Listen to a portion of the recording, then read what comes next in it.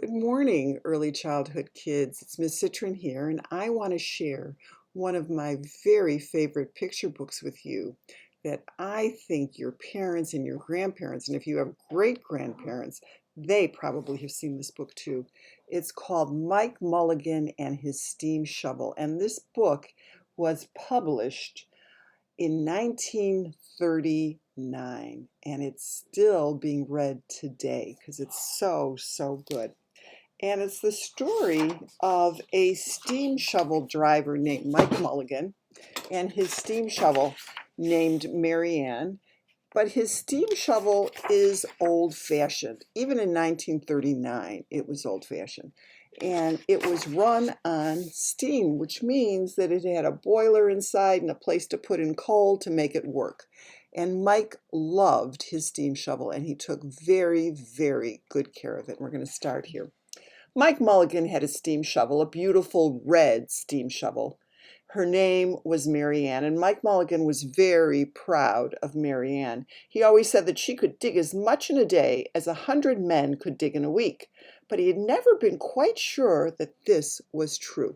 Now, a steam shovel is used to dig deep holes in the ground for buildings, to dig foundations and to dig, lots of other things where you have to move lots of earth. Mike Mulligan and Mary Ann had been digging together for years and years. Mike Mulligan took such good care of Mary Ann that she never grew old. It was Mike Mulligan and Mary Ann and some others who dug the great canals for the big boats to sail through. It was Mike Mulligan and Mary Ann and some others who cut through the high mountains so the trains could go through. So they do all the big earth-moving projects. And it was Mike Mulligan and Mary Ann and some others who lowered the hills and straightened the curves for roads to make the long highways for the automobiles. And all those cars and trucks look like cars and trucks in 1939. It was Mike Mulligan and Mary Ann and some others who smoothed out the ground and filled in the holes to make the landing fields for the airplanes. They built airports. And it was Mike Mulligan and Mary Ann, I hope you can see that picture, and some others who dug the deep holes for the cellars of the tall skyscrapers in the big cities when people used to stop and watch them. Mike Mulligan and Mary Ann used to dig a little faster and a little better. The more people stopped, the faster and better they dug. And some days they would keep as many as 37 trucks busy taking away the dirt they had dug. And that's probably New York City there, it could be Chicago, when they're putting up big buildings and you have to dig deep foundations for them. Then along came the new gasoline shovels and the new electric shovels and the new diesel motor shovels, and they took all the jobs away from the steam shovels. Mike Mulligan and Mary Ann were very sad. And there's Mike Mulligan holding his head, and here on the fence around a building site it says, "No steam shovels wanted." And look how the artist draws Mary Ann. She looks sad too. And here's the trash heap. All the other steam shovels were being sold for junk or left out in gravel pits to rust and fall apart. Mike loved Mary Ann. He couldn't do that to her. He had taken such good care of her that she could still dig as much in a day as 100 men could dig in a week, or at least he thought she could. But he wasn't quite sure, and everywhere they went, the new gas shovels, and the new electric shovels, and the new diesel motor shovels had all the jobs. No one wanted Mike Mulligan and Mary Ann anymore. Then, one day, Mike read in a newspaper that a town of Popperville was going to build a new town hall. "We are going to dig the cellar of the town hall," said Mike to Mary Ann, and off they started. And here is Mike reading the newspaper, and Mary Ann looks like she's smiling, as if she's saying, "That's a good idea. Let's go." They left the canals and the railroads and the highways and the airports and the big cities where no one wanted them anymore and went out in the country. They crawled along slowly up the hills and down the hills till they came to the little town of Popperville. And here's Popperville, and it looks like a very nice place. And here all the people of Popperville came out to see Mike Mulligan and Mary Ann. And when they got there, they found that the selectmen were just deciding who should dig the cellar for the new town hall. Mike Mulligan spoke to Henry B. Swap, one of the selectmen. That's like an alderman in the city council. I heard, he said, that you are going to build a new town hall. Mary Ann and I will dig the cellar for you in just one day. What? Said Henry B. Swap. Dig a cellar in a day? It would take 100 men at least a week to dig that cellar for our new town hall. Sure, said Mike, but Mary Ann can dig as much in a day as 100 men can dig in a week. Though he had never been quite sure that that was true, and then he added, if we can't do it, you don't have to pay us. Henry B. Swap thought that this would be an easy way to get part of the cellar dug for nothing, so he smiled in a rather mean way and gave the job of digging the cellar of the new town hall to Mike Mulligan and Mary Ann. All right, so what do you think that Henry B. Swap was thinking? What do you think he was thinking about when he made the deal with Mike Mulligan and Mary Ann? They started in early the next morning, just as the sun was coming up, and soon a little boy came along.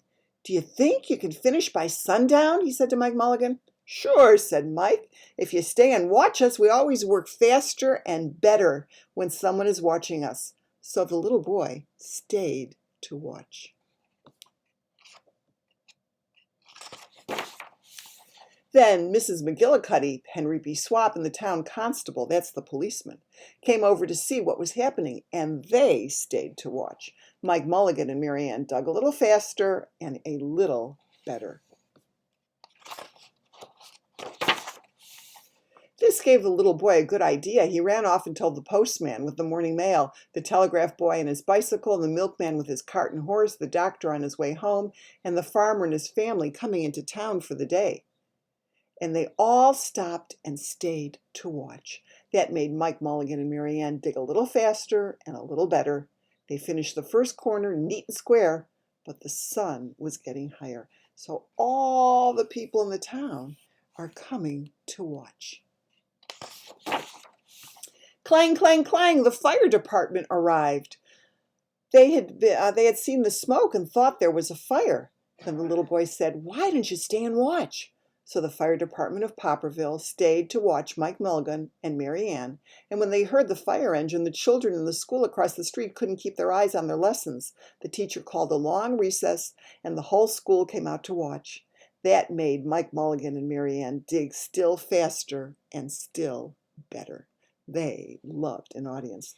They finished the second corner neat and square, but the sun was right up in the top of the sky. Oh, you can see it. So that means it was about lunchtime.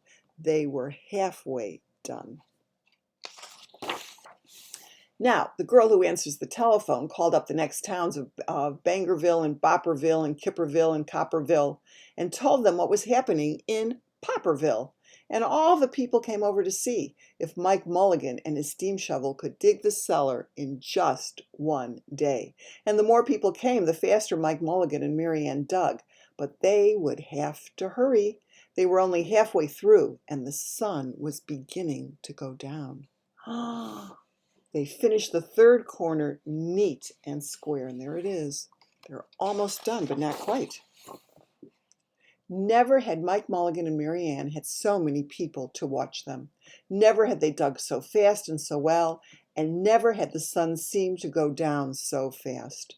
Hurry, Mike Mulligan, hurry, hurry, shouted the little boy. There's not much more time. Dirt was flying everywhere, and the smoke and steam were so thick that the people could hardly see anything but listen.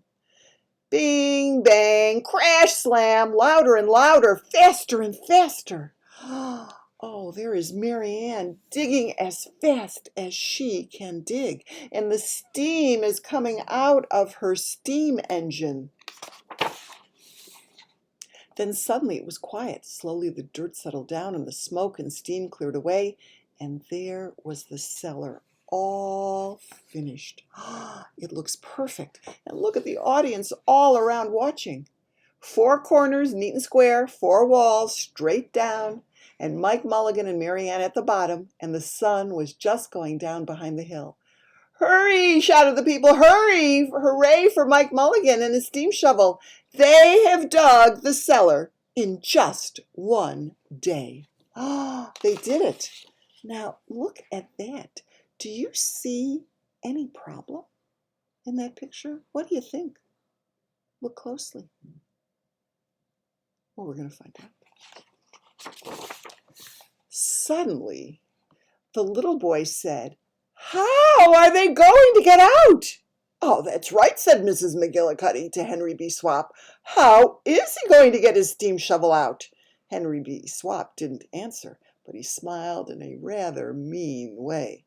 Then everybody said, "How are they going to get out?" "Hi, Mike Mulligan, how are you going to get your steam shovel out?" Mike Mulligan had forgotten to dig a ramp of earth so the steam shovel can drive out. Mike Mulligan looked around at the 4 square walls and the 4 square corners, and he said, "We've dug so fast and we've dug so well that we've quite forgotten to leave a way out." Nothing like this had ever happened to Mike Mulligan and Mary Ann before, and they didn't know what to do. Now, what do you think Henry B. Swap is thinking? Do you think he's thinking, "Aha, I got a deal. We're going to get that cellar for free. We're not going to have to pay Mike Mulligan at all"?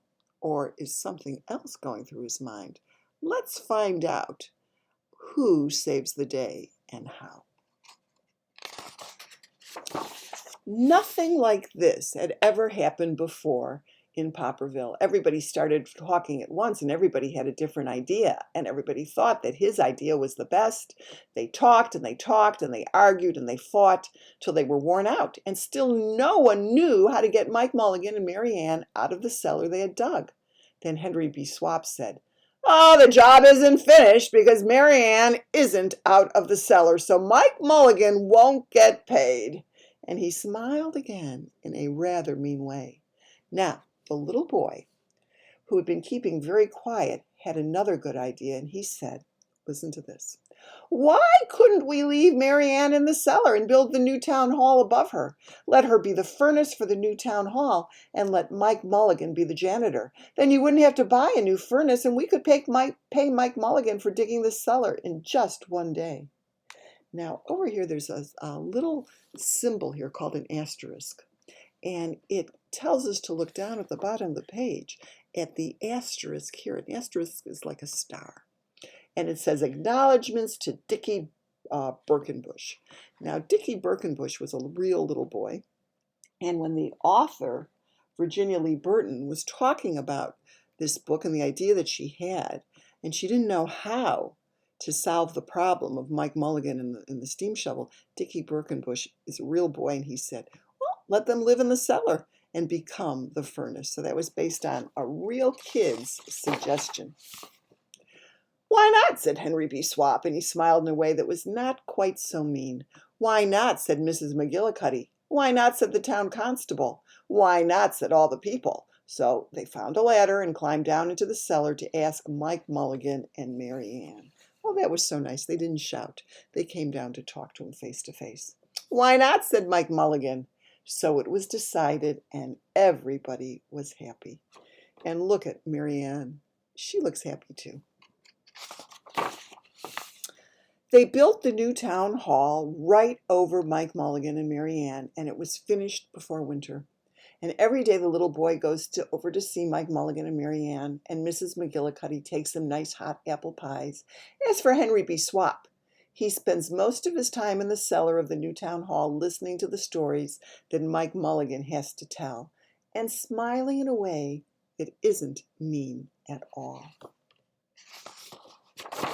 Now, when you go to Popperville, be sure to go down in the cellar of the new town hall. There'll be Mike Mulligan and Mary Ann, Mike in his rocking chair smoking his pipe, and Mary Ann beside him warming up the meetings in the new town hall. Oh, Isn't that wonderful that Marianne is still doing good work now as the furnace of the new town hall of Popperville, and Mike has a job too as the janitor. Well, I hope you enjoyed this book. It's a classic, and I bet you when you grow up and you have children, they're going to read it too. Bye-bye for now.